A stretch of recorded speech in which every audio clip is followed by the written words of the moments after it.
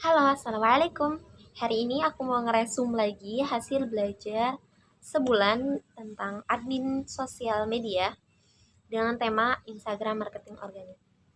Di sini apa yang harus dilakukan untuk mengembangkan media sosial bila mulai dari nol? Pertama kita harus tentuin nih tujuan dan sasaran kita.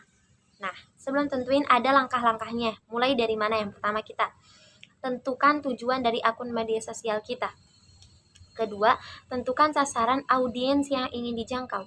Yang ketiga, pemilihan platform yang tepat. Oke, seperti itu.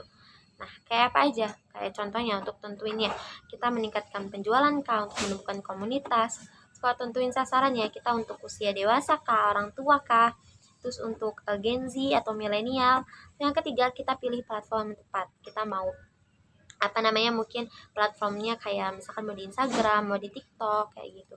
Nah, yang kedua, sosial media spesialis. Ini bab 2. Jadi, kita udah bahas kemarin apa sih media admin itu. Jadi, admin media sosial spesialis ada ya, dia yang merancang strategi, dia yang buat konten, dia yang ngelola akun, dan dia juga yang bertanggung jawab gitu untuk akun tersebut. Nah, tugasnya apa aja? Yang pertama, tugas admin media sosial itu membuat strategi konten dan aktivasi sosial media. Kayak dia buat kayak menyusun strategi, kayak membuat kalender, merancang kampanye. Terus yang kedua, berkolaborasi sama tim konten dan tim desain. Dia kolaborasi nih kayak untuk menghasilkan konten yang menarik. Yang ketiga, analisis tren dan performa sosial media. Yang keempat, ada berinteraksi dengan audiens, yaitu melalui akunnya dia, kayak menanggapi komentar, baca DM, kayak gitu. Nah, dari hasil yang tadi, tugas dan tanggung jawabnya, di sini kita ada yang ketiga, yaitu keahlian dan ilmu yang kita perlu kuasai. Yang pertama, kita harus marketing basic, kita harus kuasai itu. Marketing basic ada apa aja? Ada namanya customer journey. Nah, di sini customer journey itu kan kemarin kita udah ngebahas ada 5 tahapan customer journey ya. Yang pertama awareness, kayak kesadaran mereka. Yang ketiga pertimbangan mereka. Yang keempat ada keputusan. Yang kelima ada keempat ada yang ketiga ada keputusan. Yang keempat ada retensi. Yang kelima ada advokasi. Kayak promosi dari mulut ke mulut. Yang ini yang terakhir ya. Nah, habis itu di sini ada konsep 4P dalam marketing. Ada produk, price, place, sama promosi, kayak gitu. Di sini juga kita belajar anatomi konten sosial media, kayak apa aja, copywriting, video production, sama graphic design. Terus juga kenapa sih perusahaan membutuhkan admin media sosial? Nah, yang pertama itu untuk brand awareness, build credibility, consideration, engagement, sama conversion. Gitu. Nah, keseharian admin media sosial apa aja? Yang pertama dia riset dan produksi konten, dia analisis nih yang lagi viral, terus dia juga analisis kompetitor, terus dia juga kolaborasi sama koordinasi. Terus yang ketiga dia publikasi dan menjadwalkan konten dia. Terus yang keempat dia analisis dan pelaporan, jadi menyusun pelaporan performa bulanan dia. Terus yang selanjutnya ada monitoring dan engagement. Nah, habis itu di sini yang keempatnya kita optimasi dengan analitik, yaitu dengan apa? Kita dengan mengevaluasi kayak engagement, share, save, terus juga ada studi kasus dan prakteknya kayak gini. Jadi kesimpulannya marketing organik adalah strategi memberikan hasil luar biasa tanpa biaya asalkan dilakukan dengan konsistensi dan strategi yang tepat dengan memahami audiens, menciptakan konten berkualitas dan aktif berinteraksi. Jadi kita bisa bangun komunitas yang kuat dan meningkatkan pertumbuhan bisnis di Instagram kita. Nah, jadi di admin sosial media spesialis ini ada keseruannya dan tantangannya. Keseruannya apa? Dia selalu terhubung dan tren dan isu. Dia membangun citra brand, dia meningkatkan aktivitasnya juga. Terus tantangannya apa? Perubahan algoritma yang semakin cepat, terus menangani komentar-komentar yang negatif, itu juga menjaga kualitas dan konsistensi konten. Nah, untuk bab 3-nya, mengenal Instagram marketing organik. Jadi, yang pertama, kita harus tahu. Jadi, manfaat Instagram marketing organik itu. Manfaatnya apa aja? Ada meningkatkan kredibilitas, memperoleh pengikut, membangun komunitas, dan mengoptimalkan algoritma. Di sini ada komponen utama Instagram marketing organik. Yang pertama pakai profile yang optimal. Yang kedua konten yang berkualitas. Yang ketiga konsistensi dalam posting kita. Terus yang keempat ada strategi engagement. Nah, strategi engagement ini apa aja? strategi engagement itu kayak caption yang menarik, habis itu pakai hashtag yang relevan, terus interaksi dengan audiens kayak gitu. Terus juga kita pakai pemanfaatan Instagram Story dan Reels. Kayak di Story itu kan ada kayak polling dan segala macamnya kayak gitu ya. Oke. Nah, selanjutnya bab 4-nya, cara gampang menentukan niche di Instagram. Kita udah tahu niche itu apa yang kemarin ya, itu sebuah topik fokus utama Instagram, kayak kita bisa berupa hobi kita, gaya kita, contohnya nih kayak kesehatan sama sama fitness. Terus juga kenapa sih kita harus nentuin niche kita, jadi kita untuk kemudahan buat konten kita ya. Nah, jadi ada langkah-langkahnya untuk menentukan niche kita. Pertama, kita temuin minat kita. Habis itu apa yang kita sukai.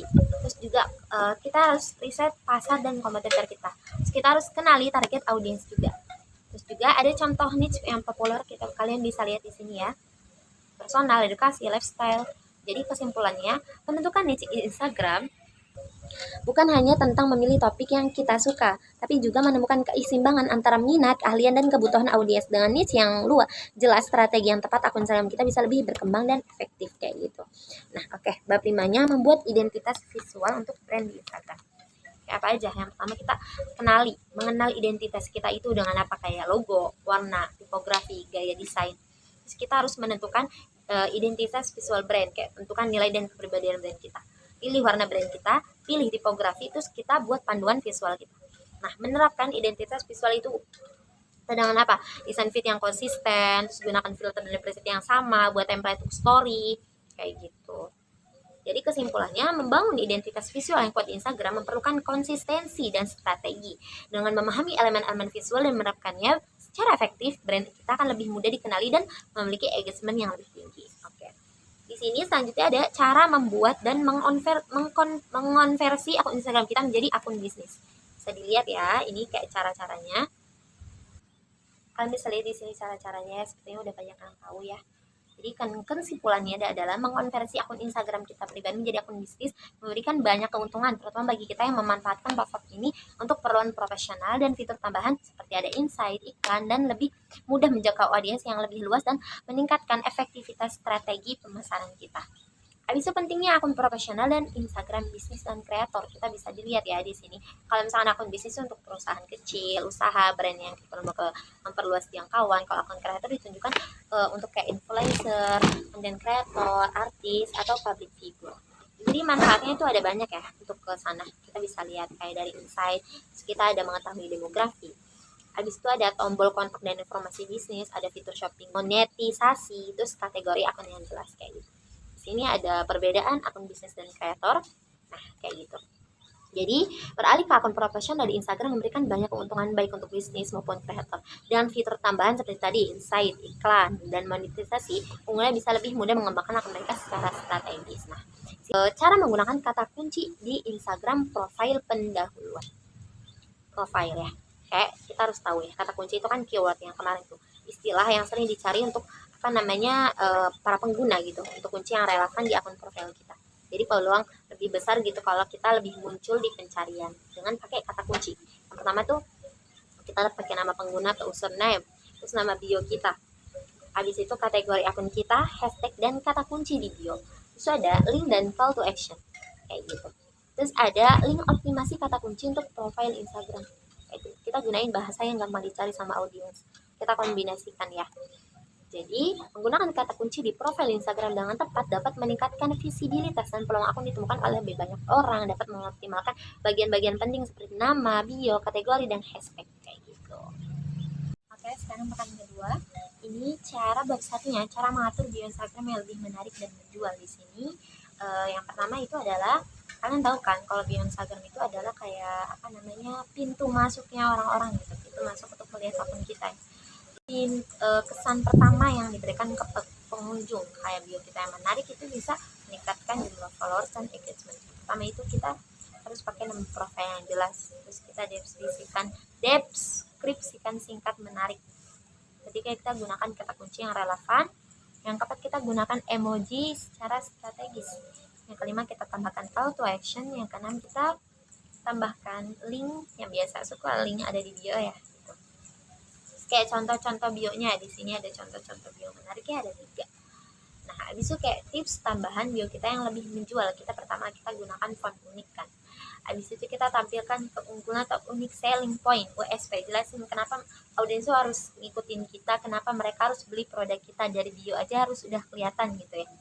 Kita perbaharui secara berkala gitu kan. Terus kita gunakan highlight story untuk mendukung bio kita. Terus kita gunakan link yang memudahkan akses. Jadi kesimpulannya adalah bio itu dengan baik mengatur bio Instagram dengan baik kan membantu meningkatkan daya tarik dan efektivitas profil kita. Dengan bio kita yang jelas, menarik, itu penting, mengandung elemen kata kunci itu yang CTA dan link-link yang relevan. Nah, di sini ya bab 2-nya cara optimasi bio kita tuh untuk meningkatkan konversi penjualan. Yang pertama kita harus pahami dulu peran bio Instagram dalam konversi. Kan yang tadi kita bilang, bio Instagram itu kan pintu masuk bagi calon pelanggan itu. Pelanggan dengan bio kita yang menarik dan informatif, pengunjung akan lebih cenderung mengambil tindakan gitu. Terus elemen penting dalam bio Instagram yang efektif, yang pertama kita masih pakai nama dan username yang relevan. Kita pakai foto profil yang proporsional, terus kita deskripsi bio yang menarik kita. Habis itu pakai call to action yang kayak suka ada di link-link itu. Terus kita pakai link yang suka ada di bio maksudnya. Terus kita ada link di situ. Call to action itu sebuah tindakan yang orang melakukan sesuatu gitu. Nah, di sini ada strateginya untuk bio kita. Pertama kita gunakan kata kunci yang relevan, kita buat sorotan, terus kita manfaatin ya hashtag sama username di bio. Habis itu kesimpulannya, optimasi bio Instagram adalah langkah penting untuk meningkatkan konversi penjualan. Dengan menggunakan elemen-elemen yang tepat dan strategi yang efektif, kita bisa lebih menarik lebih banyak pelanggan dan meningkatkan tingkat penjualan bisnis kita. Oke, lanjut bab 3. Di sini ada 4 pilar penting dalam konten. Dalam membuat konten sosial media, yang pertama itu ada entertain. Yang kita tahu adalah entertain itu menghibur audiens dengan apa? Kayak meme, jokes, atau tren-tren lainnya. Yang kedua ada edukasi, itu memberi nilai tambah. Kayak tips-tips atau carousel, cara bikin konten yang viral, atau slide yang suka kita lihat di Instagram tuh. Terus yang ketiga ada inspirasi, membangun koneksi. Kayak di sini contohnya itu kita ceritain perjuangan kita membangun brand atau kayak pesan motivasi gitu. Terus yang keempat ada konvensi atau mendorong tindakan. Di sini tuh kayak jualan tapi yang nggak terlalu jualan, soft selling ya, jadi nggak terlalu hard selling gitu, kayak testimoni, before after kayak gitu. Jadi komposisinya di sini ada entertain 30%, edukasi 30%, inspirasi 20%, konvensi 20%. Jadi gunakan rasio ini untuk keseimbangan kita gitu. Jadi bab selanjutnya ada memaksimalkan Instagram dengan konten pilar. Jadi kan kita udah tahu tuh konten pilar itu apa. Dia tuh 4 konten yang utama untuk fondasi akun Instagram kita. Jadi kenapa konten pilar itu penting? Pertama itu kita bangun akun kita, terus kita permudah buatan kalender konten, terus juga menjaga konsistensi. Jadi di sini ada contoh 4 pilarnya ya. Kita bisa lihat di sini ada entertain, edukasi, inspirasi, konvensi. Jadi ada tujuannya memberi ikatan, memberi nilai, menggerakkan emosi, dan mendorong aksi. Pertama kita nentuin konten pilar kita adalah kenali target kita, audiens kita, tentuin tujuan kita, terus kita gunakan gaya konten kita tuh yang yang kita suka gitu. Kayak misalkan storytelling, desain kayak gitu. Di sini ada strategi maksimalkan konten pilar, kita bisa lihat ya, buat jadwal bergilir, terus kita buat kalender juga, terus kita gunakan format gitu. Jadi kesimpulannya akun Instagram yang kuat bukan yang ramai sesaat, tapi yang punya arah dan makna. Konten pilar membantu kamu untuk membangun akun yang fokus, bernilai, dan disukai audiens kayak gitu. Terus ada 5 cara mencari ide konten di media sosial. Nah, yang pertama kita kan suka kehabisan ide nih. Karena kita terlalu fokus sempurna, kita nggak punya strategi konten pilar juga. Jadi ada 5 cara. Yang pertama kita ATM, amati modifikasi dengan apa? Kita cek akun kompetitor kita. Yang kedua, gunakan pertanyaan audiens. Dari mana? Dari Q&A, dari DM, dari komentar followers. Yang ketiga, kita gunakan tools dan riset konten kita. Kita bisa gunakan di TikTok dan Instagram searching gitu. Terus yang keempat, kita berdasarkan pengalaman pribadi. Di sini kita bisa ceritain kita, proses kita sebelum dan sesudahnya. Terus kita yang kelima ada gunakan format konten yang template kayak mingguan. Jadi kayak misalkan Senin jadwal kalendernya kayak tips, kah edukasi, kah Rabu kayak apa kayak gitu. Jadi Kesimpulannya, konten yang hebat nggak selalu datang dari ide besar, tapi dari kepekaan terhadap konsistensi, mengamati dan mencatat dan memodifikasi. Dengan strategi ini, ide konten kita tuh nggak akan pernah habis kayak gitu. Dan bab selanjutnya, riset kompetitor Instagram. Jadi di sini kan kita udah tahu riset kompetitor itu kita amati dan analisis akun-akun yang serupa, yang sama di niche kita. Jadi ngapa kita harus riset? Yang pertama, kita harus tahu ini tren kita yang suka disukai audiens dari mereka, apa yang berhasil dan apa yang enggak. Nah, cara tentuinnya itu dari riset kita, pertama kita cari niche yang sama, target audiensnya yang sama juga, terus ukurannya bervariasi, terus bahasa dan lokasi yang relevan. Nah, jadi ada di sini yang perlu dianalisis apa aja. Ada bio, ada tampilan feed, ada jenis konten, gaya bahasa dan caption, ada frekuensi posting, engagement dan call to action. Terus yang kelima di sini, tools. Biasanya kita pakai tools riset untuk kompetitor ya, kompetitor ya. Pertama itu ada pakai Instagram, bisa cek followers kita. Terus kita juga bisa pakai terus tambahan ya kayak meta bisnis dan lain-lain. Di sini ada contoh template analisa. Kita contoh di sini ya, kalian bisa lihat. Oke. Jadi kesimpulannya adalah amati pesaing kita, tetapi tetap jadi diri kita sendiri, karena riset kompetitor akan membantu kita menyusun konten yang lebih cerdas, relevan, dan kompetitif tanpa harus menebak-nebak lagi.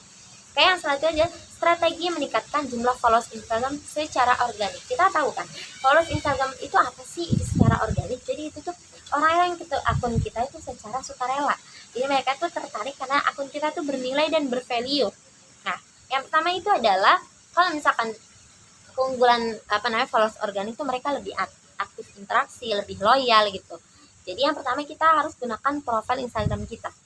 Kita pakai bio di sini kan. Kita pakai bio, pakai call to action.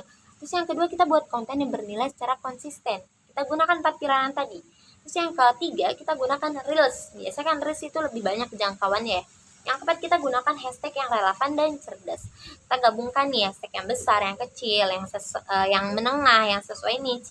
Yang kelima, kita bangun interaksi dengan audiens. Kayak apa? Kita balas DM, balas komentar, kayak gitu. Yang keenam, kita kolaborasi dengan akun lain, kayak ajak akun lain live, saling mention. Yang ketujuh, kita analisa dan perbaiki secara berkala. Jadi kita analisa akun mana yang lebih banyak disukai orang, akun mana yang ramai, akun mana yang harus diperbaiki kayak gitu. Jadi kesimpulannya, followers organik itu hasil dari nilai dan konsisten sama interaksi kita. Dengan strategi yang tepat, kita tuh bisa tumbuh alami, aman, dan bertahan lama di Instagram tanpa beli followers. Jadi bab selanjutnya, kenapa followers kita tuh nggak nambah-nambah. Kita pahami nih penyebabnya dan solusinya agar akun kita tuh tumbuh lagi. Yang pertama tuh, kita udah posting terus tapi tuh nggak naik-naik tuh kenapa? Penyebabnya yang pertama, konten kita tuh nggak menarik dan relevan. Yang kedua, kita tuh nggak konsisten. Jadi ntar postingnya kalau mau aja. Terus yang ketiga tuh kita nggak ada nilai konten. Kayak kontennya tuh nggak menghibur, nggak bervalue, nggak ada inspirasi. Terus yang selanjutnya, kita kurang interaksi juga. Mungkin kita kurang balas DM, kurang balas komentar juga. Terus yang selanjutnya ada salah gunakan hashtag. Di sini mungkin kita kontennya apa, hashtagnya apa gitu ya. Habis yang selanjutnya di sini ada akun tidak optimal.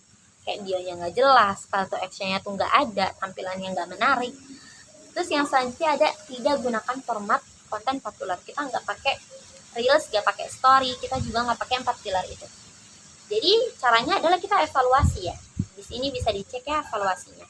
Jadi kalau mau tambah lagi, kita harus apa? Pertama, kita posting secara konsisten. Kita buat jadwal mingguannya. Kita gunakan format reels. Karena kalau reels itu lebih banyak jangkauannya. Terus kita tambahkan interaksi kita bersama audiens. Terus kita optimalkan profil kita, bionya kita. Habis itu kita receipt winning konten. Kayak konten mana yang perlu performanya bagus gitu. Terus kita juga ATM dari akun kompetitor kita. Kita gunakan hashtag yang tepat. Kayak gitu. Oke, di sini bab selanjutnya ada 3 alasan kenapa orang tuh unfollow Instagram kita. Nah, padahal kita rajin posting, tapi followers tuh turun terus. Yang pertama di sini ada kenapa mereka unfollow kita. Pertama, kontennya tuh nggak relevan dan bosenin banget, nggak sesuai lagi sama mereka. Atau enggak, konten kita terlalu banyak promosi dan jualan. Jadi solusinya itu harus pakai 4 pilar tadi. Terus kita campurin, jangan reels terus, harus ada carousel dan lainnya. Terus kita juga terlalu sering atau terlalu jarang posting. Kalau terlalu sering juga bahaya, terlalu jarang juga nggak baik gitu. Terus kita kurang interaksi dan terlihat tidak autentik gitu. Nah, jadi apa namanya? Kesimpulannya, orang yang unfollow kita bukan karena mereka tuh benci kita, tapi karena mereka tidak lagi melihat manfaat dari mengikuti kita. Tugas kita adalah menjaga nilai dan koneksi emosional di setiap konten yang dibuat kayak gitu. Kita selanjutnya ke pekan ketiga. Kita masih membahas tentang pengembangan media sosial ya. Nah, bab satunya mengenal algoritma Instagram. Jadi, algoritma Instagram itu adalah sistem yang menunjukkan konten mana yang ditampilkan ke pengguna berdasarkan minat mereka. Jadi, Instagram tuh punya beberapa tempat. Yang pertama itu ada feed, story, explore, reels, dan searching. Jadi, di sini kayak bagaimana setiap fitur bekerja. Ada story kan ya. Story itu kan apa namanya, seberapa sering kita interaksi, hubungan kita, minatnya kita. Terus ada explore juga, kayak konten mana yang kita sukai, konten mana yang kita like, apa yang kita cari. Terus ada reels, kayak apa yang kita tonton selesai atau enggak, like komennya juga. Terus juga ada searching, kayak pencarian. Di sini tuh berdasarkan kata kunci kita. Biasanya kita belum follow orang ya, kita mau cari akun-akun lain kayak gitu. Dan di sini ada strategi umum agar disukai algoritma. Ada interaksi, konsisten, value, kualitas, sama caption dan fitur baru. Jadi algoritma itu bukan musuh, tapi alat bantu kita. Semakin kita paham cara kerjanya, semakin kita bisa membuat konten yang lebih menjangkau lebih banyak orang dan membangun komunitas yang solid. Nah, bab 2-nya, belajar hal penting seputar followers Instagram. Penting nggak sih followers Instagram? Oke, jadi followers Instagram ini kita harus tahu nih, penting atau enggak. Pertama penting, tapi tergantung tujuannya. Kalau kita tujuannya brand bisnis, bisa jadi konversi. Kalau kita bangun persona branding, kita kan followers jangkauannya lebih luas gitu ya. Tapi banyak followers itu bukan berarti banyak pengaruh. Karena ada followers kalau angka doang itu tuh kita, pertama mereka tuh nggak aktif, nggak engage, dan nggak relevan sama niche kita. Kalau biasanya kalau yang banyak followers ya. Terus kenapa orang terjebak di angka? Pertama tuh karena jumlah like sama followersnya. Padahal lebih penting komentar yang bermakna, DM yang masuk, sama save dan share-nya. Jadi di sini di sini ada followersnya banyak sama followersnya yang berkualitas. Kalau banyak itu biasanya random, gak aktif, gak paham konten kita, sulit dikonversi, atau enggak dia nyampur bot atau akun-akun fake. Tapi kalau yang berkualitas, dia aktif, dia sering interaksi, followersnya sedikit tapi sesuai ini, dia gampang diajak beli, terus juga beneran orang gitu, terus juga lebih loyal. Jadi cara menarik followers itu ada, pertama kita kenali siapa target kita buat konten tuh yang bervalue gitu buat mereka, pakai hashtag, terus kita konsisten, terus ajak mereka interaksi. Jadi followers itu harus dijaga, bukan cuma dicari. Bayangin, followers itu seperti tamu di rumah kita, sapa mereka, dengerin curhat mereka, kasih sesuatu yang bikin mereka tuh betah kayak gitu. Nah, jadi jumlah followers itu bisa penting, tapi yang lebih penting adalah bagaimana kita membangun hubungan dengan mereka. Kualitas memang selalu menang dari kuantitas. Oke, aku lanjut ya. Di sini aku mau ngebahas bab 3, cara mendapatkan 1000 followers di Instagram pertama. Yang pertama tuh, kenapa 1000 pertama itu penting, krusial. Yang pertama itu kita jadi validasi sosial pertama akun kita. Terus algoritma itu mulai mengenali niche kita. Kita ngebuka potensi, kolaborasi, kepercayaan, dan penjualan. Jadi caranya pertama adalah ada 10 langkah mendapatkan 1000 followers. Yang pertama kita optimalkan profile di bio. Yang kedua kita tentukan niche dan persona. Kita udah ngebahas niche ya. Terus yang ketiga buat konten yang berkualitas. Pakai 4 pilar tadi. Terus kita gunakan reels dan trend. Habis yang kelima kita gunakan hashtag dan strategis. Yang keenam kita kolaborasi dan tagging. Kita tag akunnya niche kita. Terus kita repost. Terus kita yang ketujuh ada aktif berinteraksi. Kedelapan kita analisi dan evaluasi terus. Kita analisi mana performanya bagus, mana yang harus diperbaiki, mana yang gagal. Yang ke-9 kita buat giveaway atau tantangan kecil. Yang ke-10 kita konsistensi dan sabar. Karena grow itu bukan sulap tapi akumulasi. Rata-rata akun butuh 3-6 bulan untuk stabil di angka 1000 followers. Jadi kesimpulannya adalah, nih mindsetnya dulu, followers datang karena value kita, bertahan karena koneksi. Jadi fokus dulu buat beri manfaat, bangun hubungan kita, bukan sekedar angka. Jadi kan rumah kita tuh rumah digital yang nyaman. Jadi kesimpulannya, mendapatkan 1000 followers pertama butuh strategi, butuh konten, butuh interaksi dan konsistensi. Tapi yang paling penting adalah kamu punya jelas, kamu punya misi yang jelas kenapa kamu ingin dilihat orang kayak gitu. Oke, selanjutnya Seberapa sering sih kita harus posting konten di media sosial? Yang pertama, kenapa frekuensi posting itu penting? Pertama, algoritma itu butuh sinyal konsistensi kita kan. Terus juga kontennya bagus tanpa konsistensi itu dilupakan. Tapi kalau konten yang rutin meski sederhana itu diingat. Jadinya sini ada frekuensi idealnya. Instagram bisa 3-4 kali seminggu, ada TikTok 1 kali sehari, Facebook maksimalnya ada 1 kali sehari. Jadi prinsipnya adalah kualitas itu lebih baik daripada kuantitas, karena kita lebih baik buat konten nih kuat 3 minggu seminggu, buat 3 konten kuat seminggu, 3 konten seminggu daripada buat konten tuh seminggu tapi tuh gak jelas gitu, ntar tiba-tiba ngilang, tiba-tiba nanti buat kayak gitu. Habis itu faktor penentu frekuensi itu kita tujuan akun kita tuh branding kah, jualan kah, terus juga kita jenis konten utama kita apa, niche dan audiens kamu apa, kayak gitu. Di sini ada jadwal-jadwalnya ya. Jadi konsistensi kecil hari ini bisa jadi pengaruh besar besok. Jadi jangan berkecil hati. Oke, selanjutnya pentingnya konsistensi dalam posting konten sosial media. Jadi apa sih konsisten itu? Konsisten adalah muncul secara teratur dan relevan dalam rentan waktu yang tertentu. Jadi konsisten itu bukan berarti setiap hari, tapi konsisten sama dengan rutin dan bisa diandalkan. Jadi kenapa konsisten itu penting? Yang pertama, kita bangun kepercayaan. Jadi orang itu percaya kalau akun kita lebih aktif, lebih sering muncul. Yang kedua, kita menyenangkan algoritma. Algoritma itu suka akun-akun yang aktif interaksi, aktif postingnya rutin. Yang ketiga, kita menumbuhkan brand awareness, kayak kesadaran. Karena top of mind selalu ada di pikiran audiens. Semakin kita sering, semakin kita muncul di beranda, semakin audiens tuh ingat kita. Yang keempat, ada melatih diri menjadi kreator yang disiplin. Nah, di sini ada dampak konsistensi, bisa dilihat ya. Kalau misalnya 1 bulan acak ada 3 konten random, 2 bulan tuh nambah berapa followers, kalau 3 bulan konsisten kita nambah berapa followers, kayak gitu. Jadi konsisten itu bisa mempercepat pertumbuhan audiens dan keterlibatan yang aktif.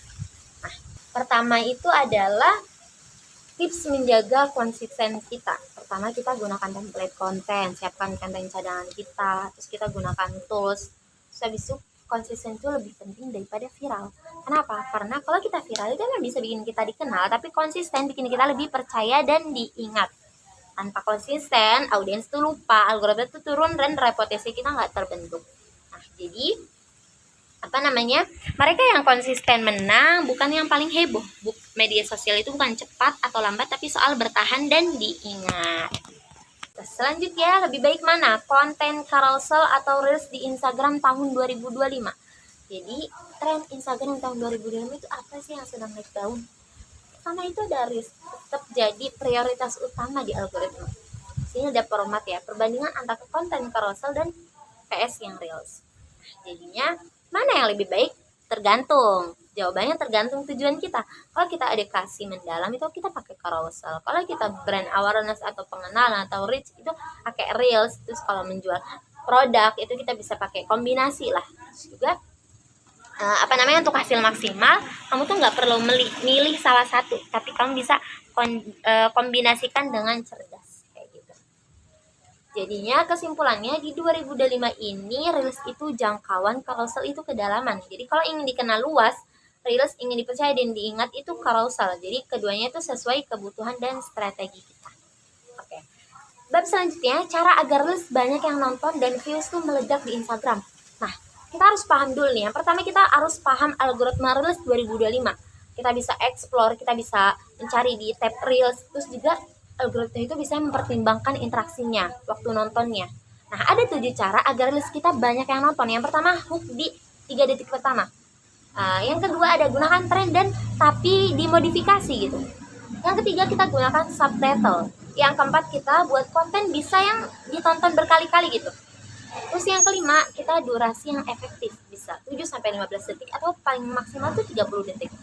Yang keenam ada caption pendek, pakai call to action. Terus yang ketujuh ada upload dengan kualitas tinggi. Nah, di sini ada 4 hal yang harus dihindari. Pertama tuh openingnya lambat, videonya gelap atau pecah, konten tuh acak tanpa niche dan captionnya panjang dan gak jelas. Nah, di sini ada strategi posting yang reels yang konsisten. Kayak kamu buat jadwal ini kayak Senin, kamu mau tips tujuannya buat apa, Rabu kamu mau apa, kayak gitu. Jadi Reels itu seperti billboard berjalan, tapi hanya menarik perhatian kalau kamu tuh punya pesan yang kuat dan cepat.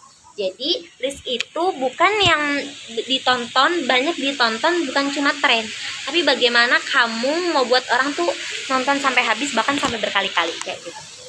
Aku sekarang lanjut ya. Sekarang kita ngelanjut ke bab 4, tips menulis caption untuk Instagram. Jadi di sini ada kenapa caption itu penting. Karena kalau Instagram itu kan sangat visual. Caption adalah tempat kita membangun koneksi dan pesan. Jadi fungsi caption ini bisa jelasin konteks konten kita, nyampain cerita di balik gambar dan video.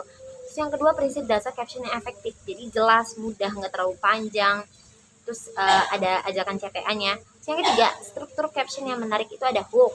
Yang pertama, kedua ada isi, yang ketiga ada caption, call to action gitu. Jadi di sini ada jenis-jenis hook yang menarik ya. Terus juga yang kelima, kita ajak mereka untuk pokoknya bertindak, melakukan sesuatu gitu. Yang keenam, tipsnya menulis itu gunakan emoji, pakai line, hindari huruf besar, terus jangan terlalu kaku. Jadinya gambar bikin orang berdiskur, tapi caption yang bikin mereka bertahan. Kuncinya bukan hanya menulis, tapi bercerita dan membangun koneksi. Bab 2 nya, penggunaan hashtag di media sosial. Jadi kita udah bahas kemarin kan, apa itu hashtag? Hashtag adalah kata atau frasa yang diawali tanda tagar.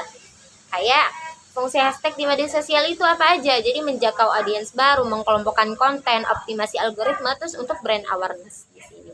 Terus perbedaan penggunaan hashtag di setiap pilar kan. Jadi kayak di sini ada perbedaan-perbedaannya, kalian bisa lihat ya. Terus di sini ada 4 jenis-jenis hashtag. Di sini kayak yang umum, yang niche kita, yang trending, yang branded, yang event, semuanya di sini ada. Yang kelima, tips menggunakan hashtag cara efektif. Kita gunakan nih campuran hashtag yang besar kecil, terus jangan gunakan yang nggak relevan atau yang dianggap spam gitu. Jadi hashtag adalah jembatan antar konten kamu dengan audiens yang tepat. Gunakan dengan strategi, bukan sekedar asal tempel, yaitu FYP gitu. Yang ketiga, bertiganya cara kerja algoritma Instagram Story. Jadi apa sih Instagram Story itu? Jadi Instagram Story adalah fitur yang memungkinkan pengguna mengunggah foto atau video yang hilangnya itu 24 jam kayak gitu, setelah 24 jam. Jadi bagaimana algoritma Instagram Story? Jadi algoritma Instagram Story adalah interaksi terbaru dan frekuensi. Jadi apa namanya? Di sini semakin sering orang melihat, membalas, berinteraksi kayak gitu. Yang kedua, konsistensi posting. Jadi akun yang rutin update story, jadi algoritma itu kasih prioritas. Oke, di sini kita sudah bahas ya apa aja. Sini ada waktu tontonan, kedekatan akun, terus ada optimasi story agar muncul, habis itu post story secara berkala, gunakan fitur dan mention, pasti udah pada tahu ya.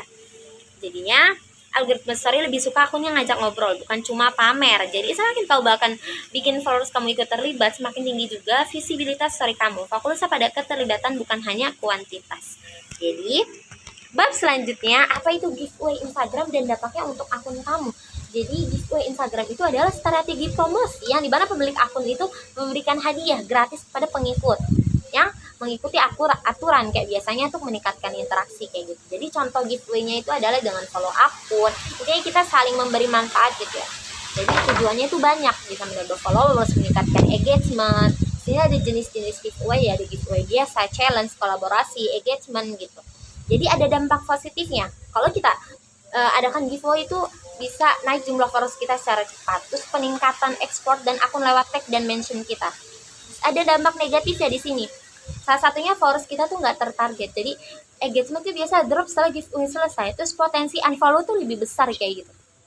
Nah, jadi di sini ada tips agar giveaway itu efektif gitu. Pilih hadiah yang relevan sesuai niche kita. Nah, di sini ada tulisannya ya, gunakan hashtag, pantau hasilnya. Jadi, giveaway bukan cuma asal bagi-bagi hadiah, tapi strategi untuk membangun jangkauan dan interaksi. Nah, bab 5, interaksi dengan pengikut, kunci keberhasilan di media sosial. Jadi, mengapa interaksi itu penting? Pertama, Instagram dan platformnya itu mengutamakan interaksi dalam algoritmanya. Semakin kita sering berinteraksi, maka dengan pengikut semakin besar peluang konten kita untuk tampil di feed mereka. Nah, sini ada bentuk-bentuk interaksi ya, kayak yang kita tahu, balas DM, balas komentar, gunakan stiker, mention. Jadi interaksi itu sama dengan hubungan ya. Terus yang ketiga, dampak kita interaksi apa? Naiknya engagement, followers lebih loyal, hubungan kita tuh personil dan autentik gitu. Terus resiko kalau kita nggak interaksi, followers kita tuh diabain, kayak ngerasa mereka diabaikan, komentar sama DM tuh sepi, engagement tuh drop drastis kayak gitu. Jadi strategi interaksi adalah, ini kita bisa lihat ya, mungkin kita bisa misalnya 15 menit pagi kita mau interaksi sama mereka kayak gitu. Juga kesimpulannya adalah interaksi adalah bahan bakar utama agar akun kita tuh nggak hanya hidup tapi juga dicintai. Bangun hubungan bukan hanya angka, tapi karena akun kita dekat dengan pengikutnya agar selalu relevan dan bertahan lama. Oke. Seperti itu. Cukup sekian. Assalamualaikum. Besok-besok lagi.